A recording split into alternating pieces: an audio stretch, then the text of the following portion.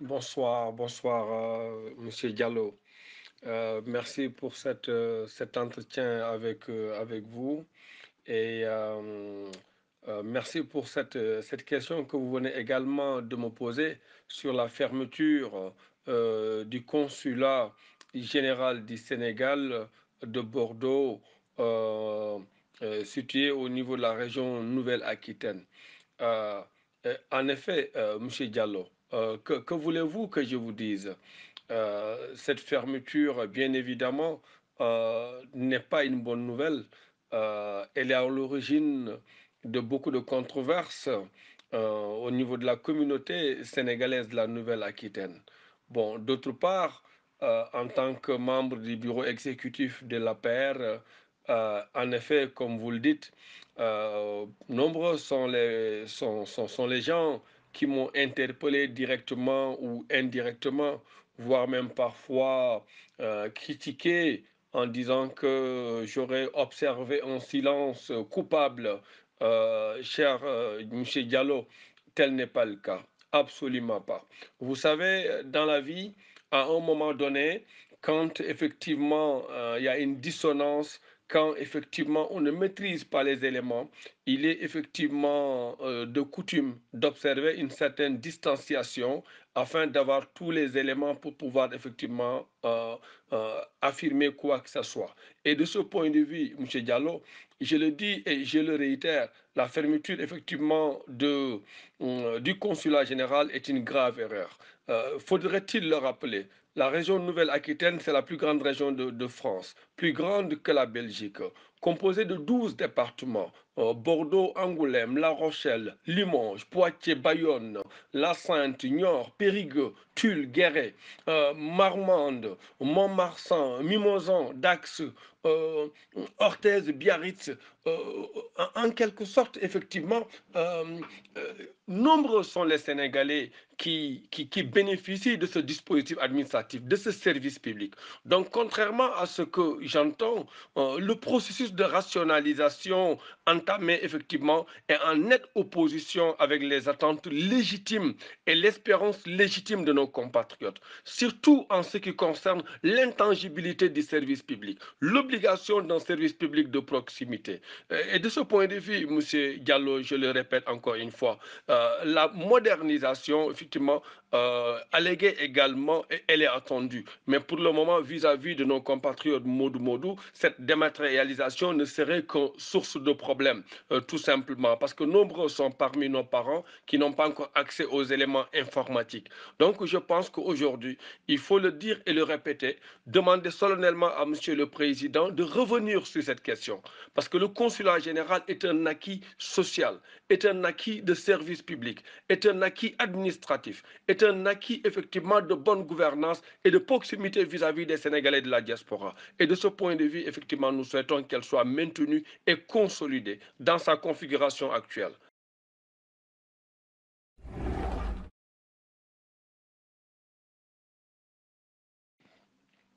Oui, oui, Monsieur Diallo, l'impact dans la vie de la communauté sénégalaise de la Nouvelle-Aquitaine, effectivement, euh, est négatif.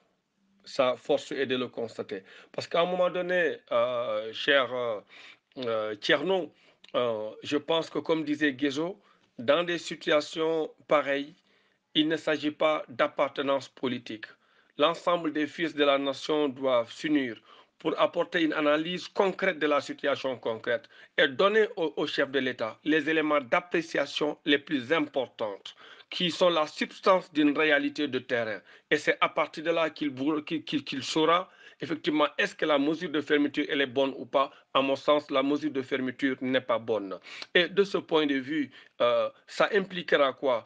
Attendre effectivement des consuls, des délégations itinérantes qui vont venir pour faire les passeports, ou bien effectivement la transformation en une office ou bien en bureau consulaire Monsieur Diallo, il me semble que la région Nouvelle-Aquitaine ne mérite pas cela. La question par rapport à Lagos, cette comparaison n'a pas de raison, n'a pas de raison d'être, avec tout le respect que je dois à nos compatriotes du Nigeria, bien évidemment. Il me semble que, de ce point de vue, il va falloir que le président prenne le dossier en main, apporte les éléments de clarification sur cette question-là. Et la seule solution qui vaille, c'est le maintien du service consulaire, parce que c'est une nécessité importante, effectivement, et essentielle pour la vie des Sénégalais de la diaspora.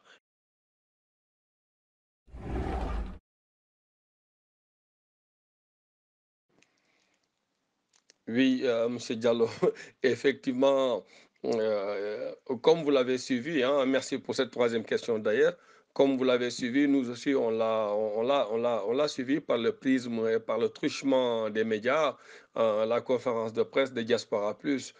Déjà, le concept me pose problème du point de vue de la sémantique et du point de vue de la charge négative en termes de communication. Parce que quand on parle de Diaspora Plus, c'est comme s'il existerait effectivement une diaspora moins ou une diaspora plus ou moins moins. Voilà, moi je pense que la diaspora, elle est une indivisible, quelle que soit sa configuration en termes politiques, en termes religieux, ethniques, elle est indivisible conformément effectivement à nos principes républicains laïques. Donc de ce point de vue déjà transcender, scinder la diaspora, moi me pose un problème. Mais surtout là où je veux attirer l'attention, c'est la déclaration de M. Ndaoufal, la réponse. Pour moi, cette réponse était une réponse périphérique, une réponse hasardeuse, encore une fois, une réponse superficielle. On voit réellement que M. Ndaoufal manque de légitimité. D'ailleurs, d'après les éléments d'information que nous avions déjà, il ne devait même pas conduire la conférence de presse, je ne sais pas par quel miracle, ce qui signifie que déjà, du point de vue de la consistance, du point de vue de la structuration, il y a du travail à faire à ce niveau-là. Par ailleurs, également, certains de nos compatriotes qui ont saisi cette occasion pour tirer la couverture en mettant en relief les résultats d'une certaine localité des Yvelines ou autres. Moi, je pense que quand on est dans un parti politique, on partage les résultats. Quand on gagne, c'est tout le monde effectivement qui a gagné. Quand on perd, c'est tout le monde qui perd. En l'occurrence, ici, il s'agit d'une victoire de la France, d'une belle victoire. Une victoire qu'il faut interpréter à deux niveaux. Sur le plan diplomatique, cette victoire elle est significative compte tenu de nos relations diplomatiques avec la France. Cette victoire, effectivement, elle est essentielle compte tenu de l'image de la diaspora sénégalaise au niveau de la France. Et dans un troisième temps également, il me semble que il faudrait que l'ensemble des éléments de communication aillent dans le sens effectivement de comprendre que au niveau effectivement de la diaspora, il n'y a pas eu refus de communication. Là aussi, vous l'avez soulevé. Je vais répondre à cette quatrième question et je vais y revenir.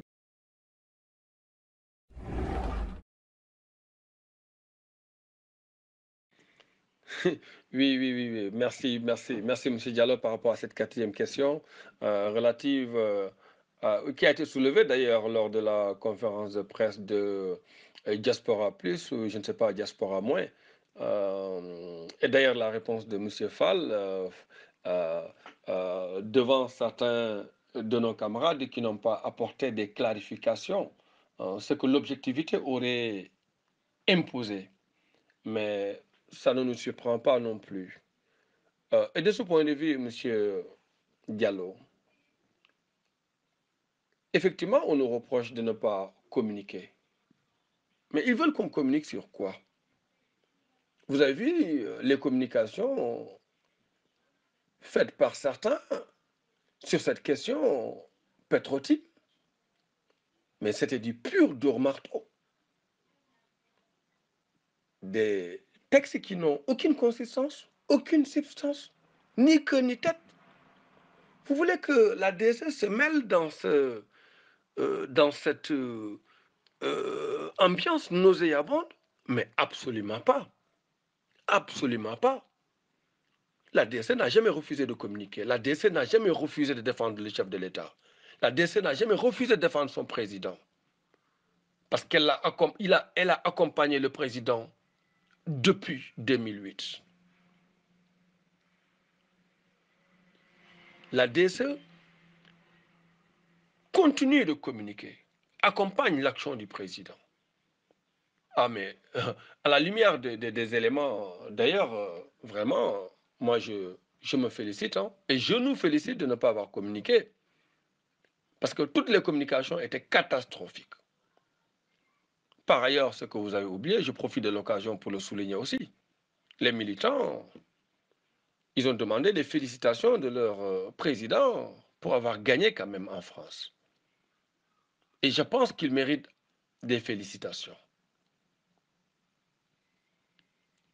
Monsieur Diallo, je vous remercie pour vos questions pertinentes, mais permettez-moi de le réitérer. Le consulat de Bordeaux, son maintien, sa consolidation, conformément à sa configuration actuelle en tant que consulat général, est fondamental. Du point de vue de la superficie, du point de vue de l'apport de la diaspora, rien ne peut justifier sa suppression. Je vous remercie, M. Diallo.